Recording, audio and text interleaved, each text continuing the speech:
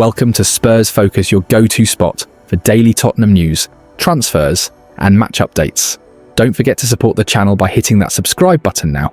Let's dive into today's top story. Johan Lang may know exactly where to go to give Thomas Frank what he needs to complete his Tottenham Hotspur squad for the 2025-26 season. Spurs' transfer business has been moderate this summer, in comparison to some of their Premier League rivals, with 4 signings made so far. One of those, Mathys Tel, was already at the club following a half-season loan last year, a deal that was turned permanent this summer. Kota Takai, Mohamed Kudus, and Joao Palhinha on loan from Bayern Munich have joined him at Tottenham. Hotspur Stadium. Football London understands that Tottenham are confident they will have the funds to carry out their transfer plans this summer, with Frank prioritising both the central attacking playmaker, as evidenced by the approach and subsequent failure to sign Morgan Gibbs-White from Nottingham Forest, and another centre-back with a good level of experience to bolster the Danes' options in the backline. The move to sign a centre-back may come as a surprise, given the number of players Spurs have in that position already. Christian Romero and Mickey van der Ven are the undoubted first-choice duo, while Kevin Danso, Radu Dragusin, and Ben Davies make up other senior options. Takai's move adds to that total, while Luka Vuskovic is also on the books, although Football London understands Tottenham are open to letting the Croatian leave on loan this summer. However, injuries to Romero and van der Ven last season left Ange Postecoglou very light in that department, with Archie Gray often having to fill in. That aligned with Dragusin, who is on his way back from a cruciate ligament injury, and it may sometime before the Romanian gets back to full fitness and sharpness when he is able to return to full training. With Spurs looking for a number 10 and a new centre-back, they could complete a double swoop at one club in particular to sign 2 players they have been linked heavily with in the past, although it will cost them. Mark Guehi has long been linked with a move to North London, with Spurs long-term admirers of the England international. Spurs even made an offer to sign the 25-year-old during the January transfer window, but that was knocked back by the Eagles. Ease is another for whom Spurs are admirers, although Football.London reported early last month that it was highly unlikely the Lilywhites would make a move to sign him this summer. However, that was likely down to the plan to sign Gibbs-White. Arsenal have been heavily linked with a move to sign Easy as their final transfer this summer, but they may wait until they get some players out of the door before they can complete a deal. Spurs could swoop and sign Guehi at the same time in a move that would likely cost £117.5 million, with the defender valued at £50 million and Ease having a £67.5 million release clause before the Premier League season begins. Palace would be loath to lose 2 of their biggest stars in the same window, but Tottenham could sweeten the deal by offering Vuskovic to the Eagles on loan to get some much-needed game time. Guehi and Ease would undoubtedly be excellent signings for Tottenham and would fill 2 priority positions for Frank as he looks to shape his new squad in his image. An emotional chapter closes at Tottenham Hotspur. After 10 unforgettable years, Son Heung-min has confirmed his departure from Spurs, heading to Major League Soccer in a £15 million move to LAFC. The South Korean icon, who netted 173 goals in 454 games and lifted the Europa League trophy in his final season, now embarks on a new adventure in the United States. We'll also cover Will Lankshear's loan exit, the latest on Maddison's injury, and Spurs' trip to Bayern Munich. All that and more, this is Spurs Focus. Son Heung-min is on his way to Los Angeles before completing a £15 million switch to Major League Soccer after deciding to end his decade-long stay at Tottenham Hotspur. The South Korea star, 33, last week confirmed that he would be leaving North London to pursue a new opportunity, having scored 173 goals in 454 games, while finally landing silverware by winning the Europa League in his final competitive game for the club. Son was given a fitting farewell by appearing for Spurs in a friendly against Newcastle in front of his home fans in Seoul, and fighting back the tears, he said after the game, "This is the time to say goodbye to everyone. Spurs will always be in my heart. I will cheer them on as a family member." He is expected to sign a 2-year deal with Los Angeles FC and will link up with another former Spurs star in goalkeeper Hugo Lloris. Son's departure follows confirmation that Will Lankshear has been sent on loan to Oxford United for the season. The young striker featured in half a dozen games early last season, starting league phase fixtures in their European run, and then went to West Brom on loan. "This is a really exciting opportunity for me to be joining a great club," said Lanxier. "I learned so much last season in the first team at Tottenham and West Brom, and I'm ready to now kick on with Oxford United. I feel like this is the right place for me to be. I love nothing more than scoring goals. I want to do my best to bring as many as I can this season."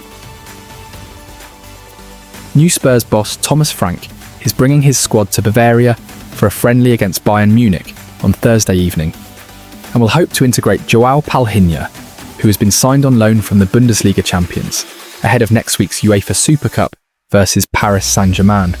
But Frank is waiting for an update on the condition of James Maddison, who was stretchered off after hurting a knee in the 1-1 draw with Newcastle. "I think sometimes in life and in football, things can be both beautiful and brutal. That's what we got today," the head coach said in Seoul. "It looks like with Madders, a bad injury, and then on the other side, unbelievable scenes for Son, from his teammates and the respect from the Newcastle players. Double heartbreak for Spurs fans in Seoul.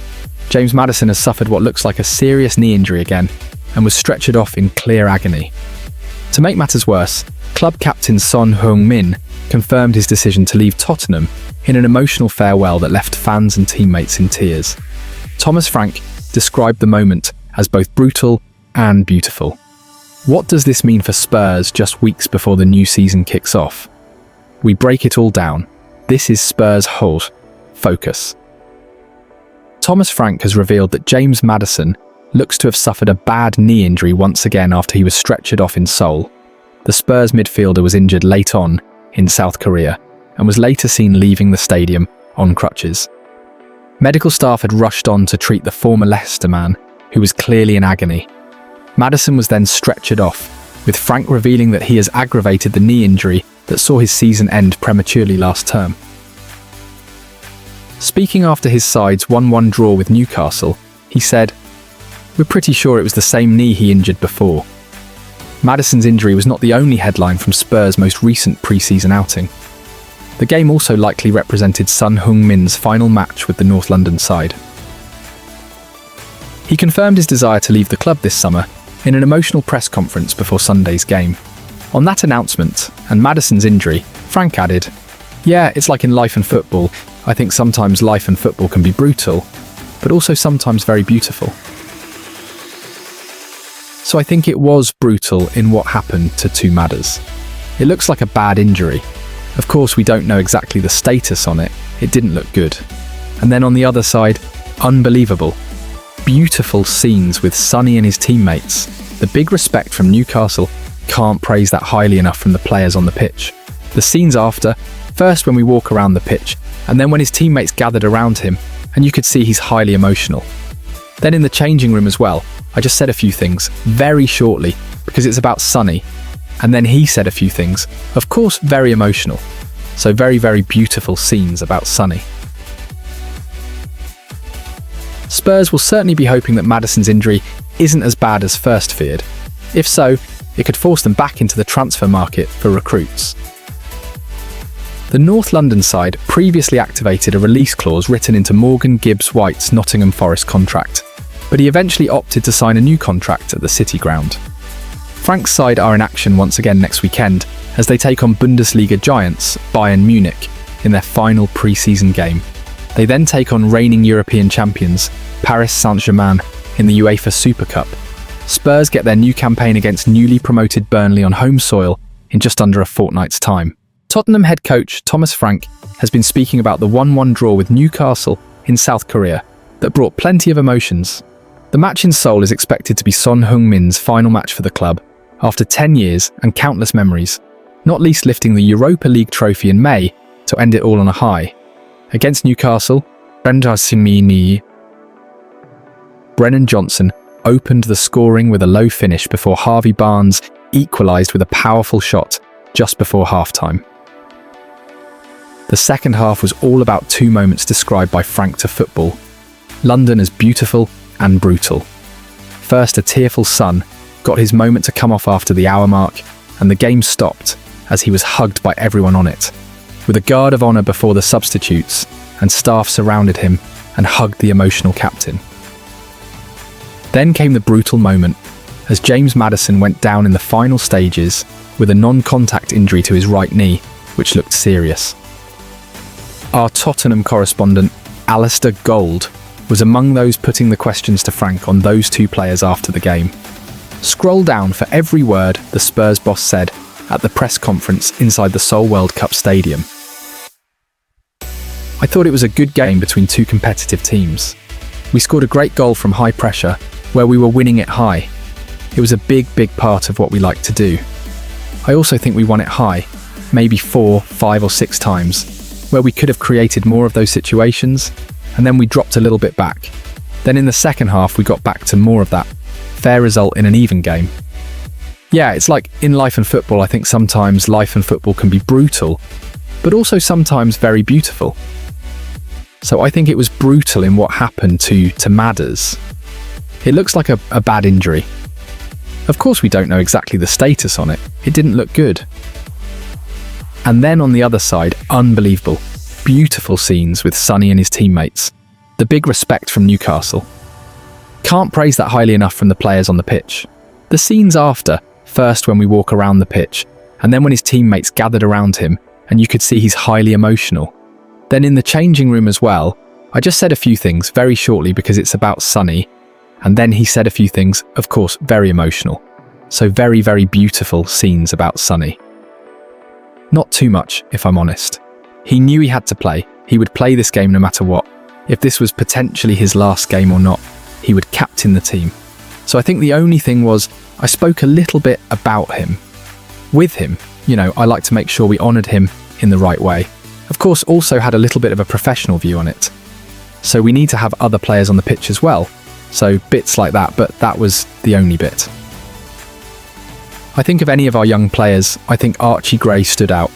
I think he was really impressive.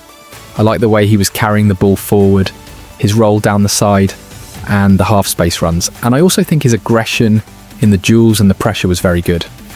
I think that was a very promising performance, and it was lovely to have the opportunity to put Yang on the pitch, clearly in front of the home crowd, and he almost got the goal, which would have been fantastic for him and for the team.